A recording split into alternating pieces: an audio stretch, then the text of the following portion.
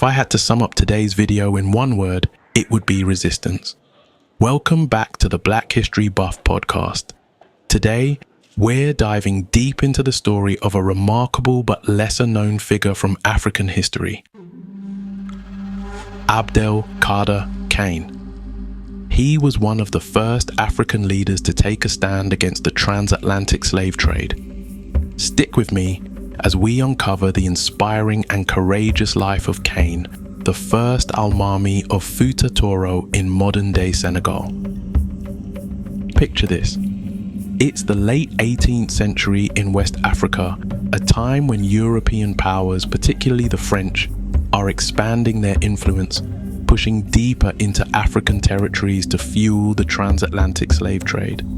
But amidst this chaos, in a region called Futa Toro, a strong and devout Muslim leader emerges, determined to protect his people from the horrors of slavery. Abdel Kader Kane, also known as Abdel Kader Kane, was not your typical ruler. Born around 1725 in what is now Senegal, Kane came from a family of Islamic scholars. His upbringing in Islamic jurisprudence shaped his leadership and his unwavering resistance to the European slave traders. In 1776, Kane became the first Almaami, or Imam, of the newly established Imamate of Futa Toro. As the Almaami, Kane led not only through religious guidance but through political defiance. His most famous act of resistance came in the 1780s, when he made it illegal for any slave caravans to pass through Futa Toro. European traders, primarily the French, were actively purchasing enslaved people from West Africa. But Kane had a clear message for them. We do not want you to buy slaves from our land. Anyone who dares will face deadly consequences. His stance was radical and courageous at a time when many other African rulers were involved in the slave trade. But the fight against such a lucrative and entrenched system was no easy task. Kane's stand put him at odds not only with the French, but also with powerful African elites who profited from the slave trade. The pressure on him was enormous. One misstep, and his people's future hung in the balance.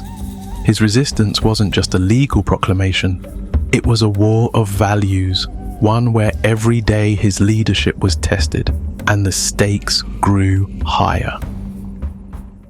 Even with limited resources, Kane's army managed to intercept European traders and halt many slave raids, sparking fear and respect across the region. Kane didn't just face external enemies, he was forced to battle political rivals within his own ranks. Some chiefs, driven by greed or fear of European retaliation, resisted his policies.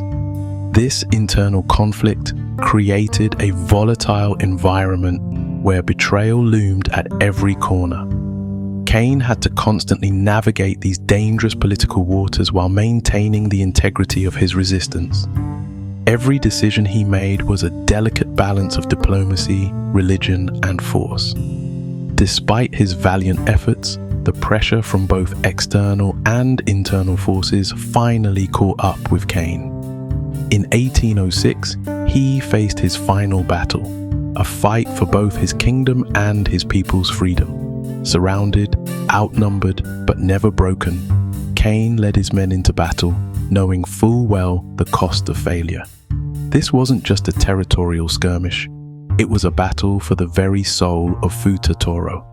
Kane, ever the warrior scholar, fought bravely but ultimately fell, marking the end of an era. Though his life was cut short, Abdel Kader Kane's defiance sparked a movement. His resistance would echo through the generations, inspiring abolitionists both within Africa and abroad. Today, his legacy as a pioneer against the slave trade remains a powerful symbol of African resistance to European colonization. Kane's story reminds us that even in the darkest of times, there are those who will stand tall and refuse to be silenced. His fight wasn't just about Futa Toro. It was about humanity's relentless struggle for dignity, freedom, and justice. Now, If this story of Abdel Kader Kane inspires you, make sure to give this video a thumbs up, share it with your friends, and drop the word resistance in the comments below to let me know you're still here. Don't forget to subscribe to the channel and consider supporting the Black History Buff podcast on Patreon, where we dig deeper into the untold stories of Black history. Thank you so much for watching, family. Let's keep these stories alive and make sure history never forgets the heroes like Abdel Kader Kane. Until next time, blessings.